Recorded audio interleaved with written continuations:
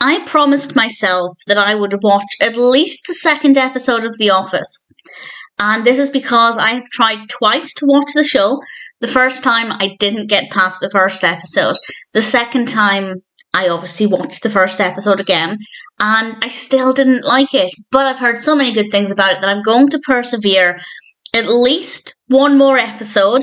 But I'd kind of like to get to season 2 because I've heard that it's a bit different from season 2. It gets better after that. But I have to say, episode 2 is considerably better than the first episode.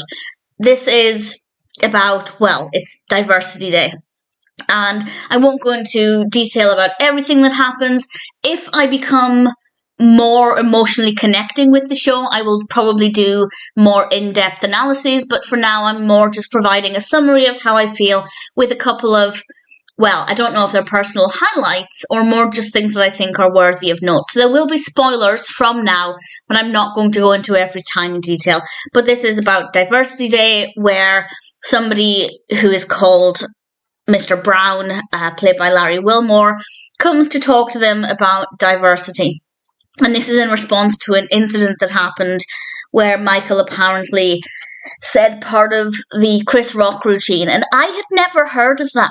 So I thank the episode for giving me a bit of an education, because I did then Google it, and yeah, it made me realise just how awkward that would have been for Michael to do that.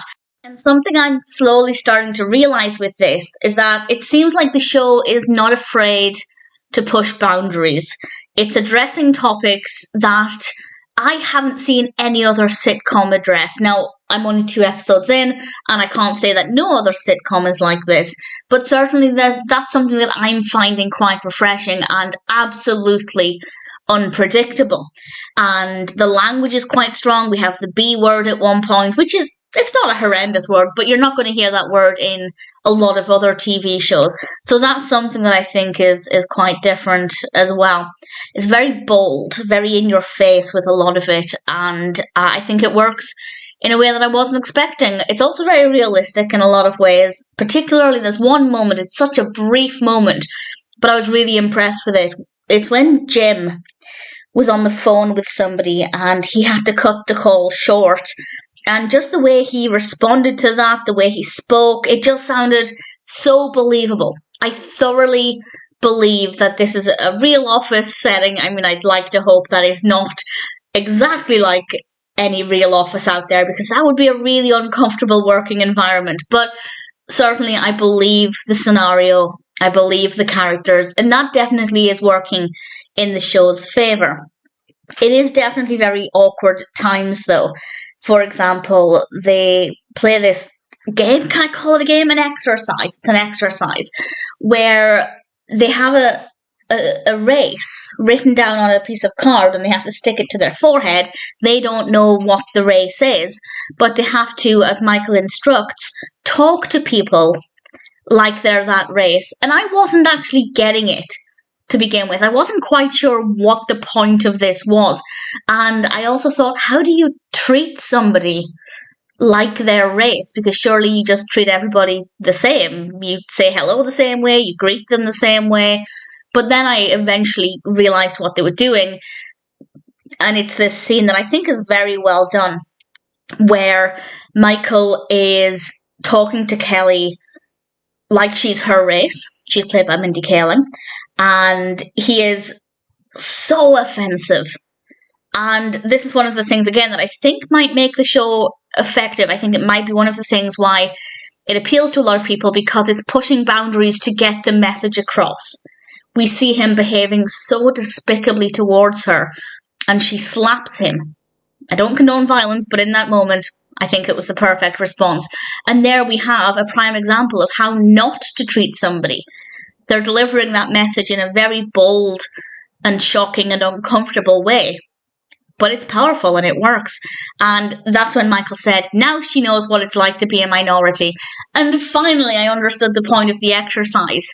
It's so if somebody's coming up to you and saying a bunch of racial stereotypes, you're not that race, but you're being made to hear those things being spoken to you. And I guess it's supposed to make you put yourself in that person's shoes, it feels like a tremendously terrible idea. And I'd like to think that no office environment would get the idea to do that.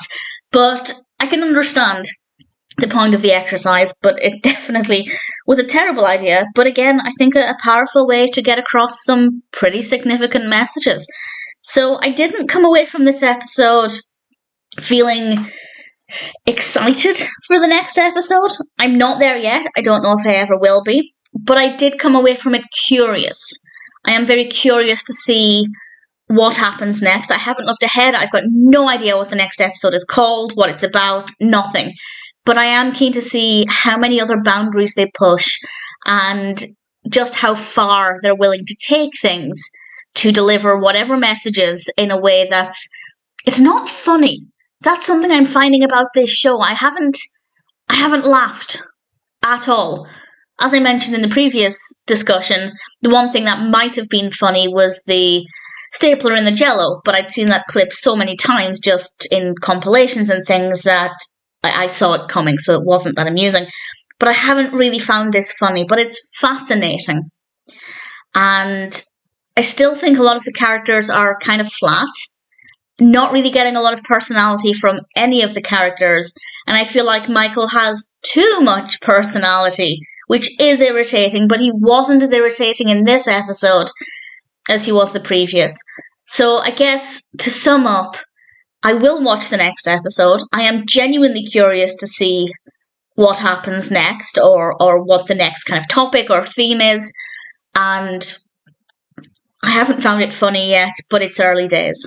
I would like to push through to the next season, but I'm taking it one episode at a time, and for now I can say Diversity Day wasn't funny, but I think it was still well written, with some pretty surprising, sometimes uncomfortable moments, and I'm keen to see what happens next.